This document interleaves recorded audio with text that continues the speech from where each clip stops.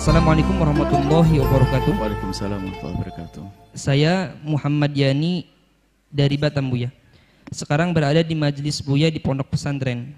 Saya mau bertanya, Buya, bagaimana sikap ulama kita tentang penutupan masjid untuk sholat Jumat yang sudah dilaksanakan di Malaysia dan Singapura karena virus corona? Bahkan demi menjaga masyarakat dari virus corona tersebut, diberitakan bahwa di Kuwait kumandang azannya berubah. Lafaz hayya 'alas shalah diganti dengan lafaz shollu fi rihalikum atau fi buyutikum, agar sholat di rumah masing-masing. Apa ini juga memang dibolehkan, Buya?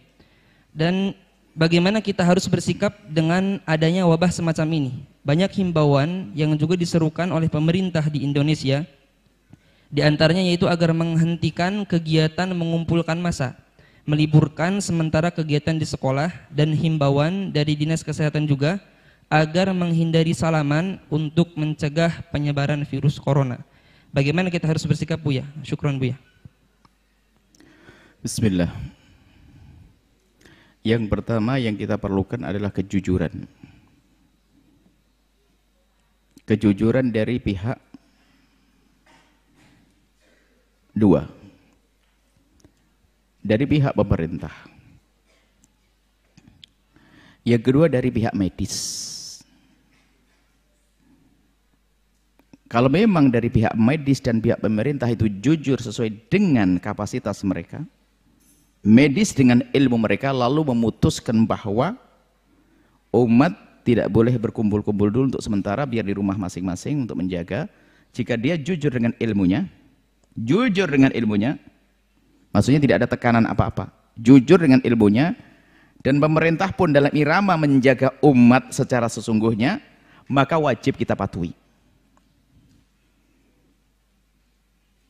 Wajib kita patuhi.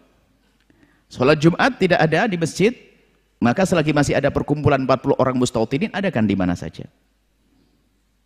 Kalau ternyata nggak bisa, tidak usah melakukan sholat Jumat, sholat duhur. Kalau memang betul, tapi kejujuran dari medis, kemudian dari pemerintah yang ingin menjaga umat demi kebaikan mereka, maka itu sah jika demikian itu. Kemudian tentunya kita bisa melihat kebenaran ini nanti adalah juga di saat perkumpulan ini kan tidak hanya di masjid saja, akan tapi di tempat lain kan ada. Ada night club di tempat-tempat itu, ada diskotik, ada segala macam, ya kan? Kemudian juga di tempat-tempat yang akan keluar masuk orang bermacam-macam, hotel semacamnya, harus dipantau semuanya. Kalau memang tujuannya untuk menjaga umat, ya kita wajib patuh dengan hal-hal semacam ini. Bahkan kalau memang betul sudah jelas diputuskan, nggak apa-apa, kita libur sementara untuk mengadakan pengajian demi kebaikan bersama-sama. Tapi memang karena itu, tapi pahala tetap mengalir. Kalau memang betul seperti itu, ya ada keputusan dari pemerintah yang jujur, nggak ada tekanan apa-apa, dan juga dari pihak medis yang jujur, medis yang benar. Ada kiai dibeli, ada medis yang dibeli. Tapi kalau kiainya jujur, maksudnya ya di sini perlu medis yang jujur sesuai dengan kapasitas ilmunya. Dia mengatakan memang begitu, ya kita wajib fas'alu ala dzikri in kuntum la ta'lamun. Kalau kau tidak mengerti, tanya ahlinya. Boleh yang semacam itu. Dan ini disamakan memang kalau memang ada uzurnya melakukan Jumatan itu banyak. Jadi orang melakukan Jumat itu banyak uzurnya. Uzur min a'dzari al-jum'ati, termasuk uzur meninggalkan Jumat adalah jika tidak aman di tempat tersebut. Aman itu macam-macam kisahnya. Termasuk begini bisa saja dianggap sebagai tidak aman, bisa saja. Dan tidak dosa meninggalkan Jumat kalau betul seperti itu.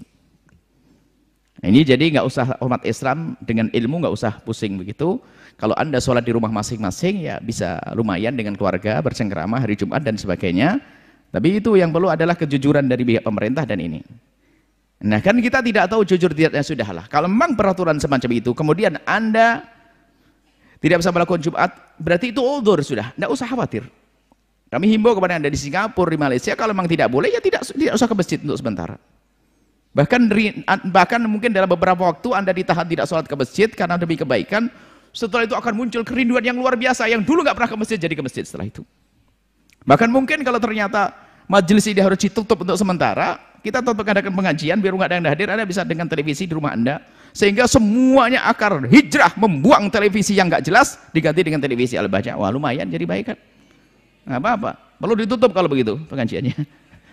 Biar semuanya merubah di rumah tangganya menjadi tontonan televisi yang positif. Setelah itu dibuka lagi, ada kerinduan lagi, ya nggak usah masalah.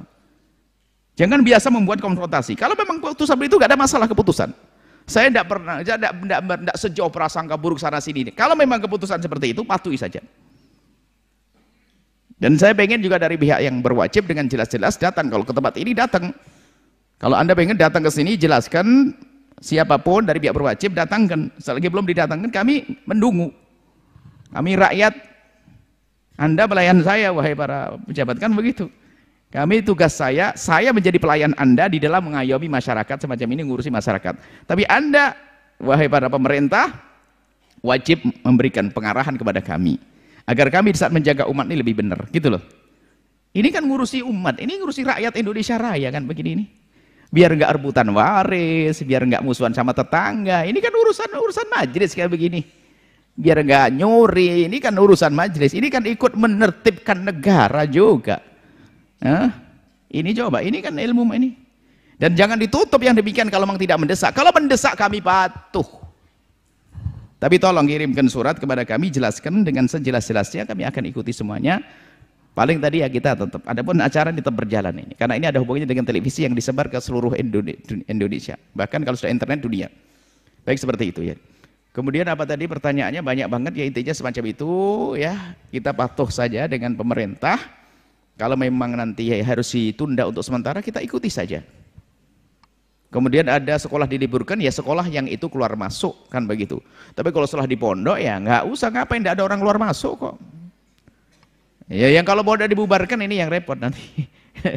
Ya, nanti pasar bubar, nanti semuanya bubar. Nah, yang ini sebetulnya yang diantisipasi adalah bertemunya orang-orang yang tidak, yang orang-orang baru ini, mungkin dari luar bawa ke dalam terus. Tapi kalau di dalam begini kan aman di pondok. Intinya keputusan pemerintah yang ini kaidah. Keputusan pemerintah yang ada hubungannya dengan kemaslahatan umat, maka hendaknya kita patuh dengan catatan tidak bertentangan dengan syariat. Menghentikan Jumat di situ bukan bertentangan dengan syariat, bukan dilarang sholat duhur. Tidak bertentangan dengan syariat, jangan dianggap salah. Karena tidak boleh sholat Jumat di masjid karena berkumpul orang berdesakan takut apa. Tapi boleh nanti dia melakukan sholat duhur di rumah masing-masing. Jadi mohonlah dalam hal begini jangan dijadikan bahan untuk ribut saja. Dalam dunia fikih sangat mudah, sangat luas. Untuk melapangkan hati, ya, dukung pemerintah kalau itu demi kebaikan. Dukung pemerintah kalau itu demi kebaikan. Itu saja bisa kami sampaikan, ya. Semoga Allah menjaga. Masalah bersalaman, ya kalau memang, nah, kalau masalah bersalaman, kami himbau deh untuk menjadi, saya bertanya kepada beberapa dokter, sebetulnya yang dihindari itu apa? Ya, tangan kotormu pindah ke tangan kotor orang lain dan sebagainya. Jadi kami lebih, insya Allah habis ini akan disiapkan untuk mencuci tangan di beberapa tempat. Insya Allah habis ini. Jadi biasakan Anda bersih diri deh. Ya, kalau tiba-tiba Anda salaman dengan orang lain, Anda sudah pastikan tangan Anda bersih di saat bersama dengan orang lain. Jangan kebalik, jangan pastikan tangan orang lain bersih tapi Anda jorok, itu nggak benar. Jadi pastikan Anda selalu bersih. Kalau semuanya selalu menjaga begini, salaman bersih, tangan Anda bersih. Kalau bisa di saku Anda sudah pakai apa, antiseptik atau apa gitu untuk membersihkan jika ini, bukan untuk diri sendiri. Biar Anda jangan bersihan. Saya dengar ini petunjuk dari dokter, pokoknya biasa bersih itu saja, biasakan hidup bersih ya. Jangan habis garuk-garuk lalu makan sop pakai tangan lagi, itu kan kacau nanti, dimakan sama temennya. Ini kan tidak karu-karuan. Tolonglah umat Islam yang bersih ya. Mungkin untuk pembelajaran juga bagi umat Nabi Muhammad harus bersih deh. Biasakan anak Anda untuk biasa cuci tangan. Itu saja. Cuci tangan yang bersih, setelah itu bersalaman biasa saja. Biasa saja. Dan dihindari mungkin ya itu hindari seperti salaman biasa.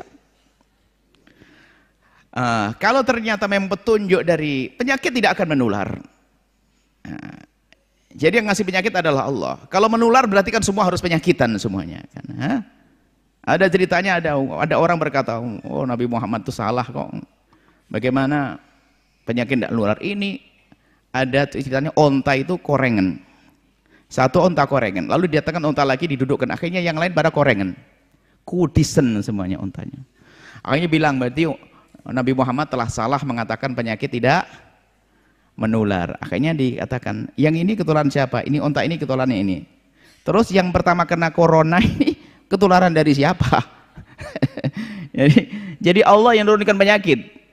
Sehingga ada orang satu pesawat pun ada ini kena penyakit, 2 kena penyakit, 40-nya juga tidak kena penyakit. Maka serahkan pada Allah, tapi tetap jaga diri, harus menjaga bersih. Biasa bersih itu penting, tidak boleh sembrono ya. Ya, tidak boleh sembrono. Selagi ada petunjuk, itu adalah petunjuk ahli dzikir. Para dokter itu ahli dzikir bagian medis. Maka mohon petunjuk dokter dalam hal ini hendaknya Anda patuhi. Saya tanya, apakah harus tidak bersalaman? Beliau menjawab, tidak Buya, asalkan sama-sama bersih. Nah, kalau sama-sama bersih ya nggak ada masalah, terjaga semuanya. Jadi itu petunjuk dokter juga. Selagi kita masih ragu-ragu ya dihindari dulu untuk sementara. Itu petunjuk ahli dzikir. Petunjuk ahli dzikir para dokter semacam itu. Nggak apa-apa, dipatuhi dulu sementara. Nanti setelah itu tambah rindu untuk bersalaman. Tentunya maksud salaman ini laki-laki dengan laki-laki, perempuan dengan perempuan, sesuai dengan syariat Nabi Shallallahu Alaihi Wasallam. Ini saja, wallahu a'lam bissawab. Kemudian afwan Buya, untuk perihal lafadz hayya 'alas shalah yang diganti. Memang ada pada zaman Nabi tentang itu, kisahnya kisah hujan deras. Di saat orang tidak bisa pergi masjid, hendaknya shollu fi rihalikum. Sholatlah kalian di rumah masing. Dan ini bisa saja disamakan dalam ini menyuruh, akhirnya jangan sampai tidak sholat. Jangan sampai tidak sholat. Kalau hayya 'alas shalah kan diseru kepada ini. Ini kisahnya adalah di dalam satu, kalau makanya kita ada di dalam Islam, di dalam kita itu ada namanya sholat jamak karena hujan.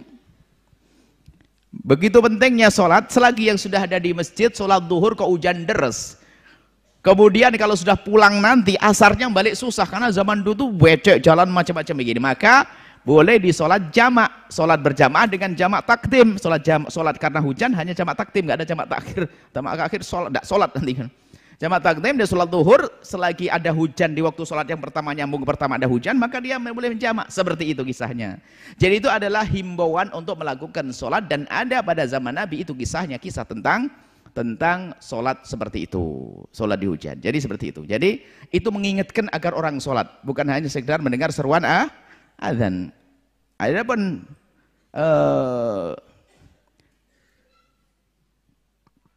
ada hal lain lagi ya mungkin ya, masalah-masalah semacam ini.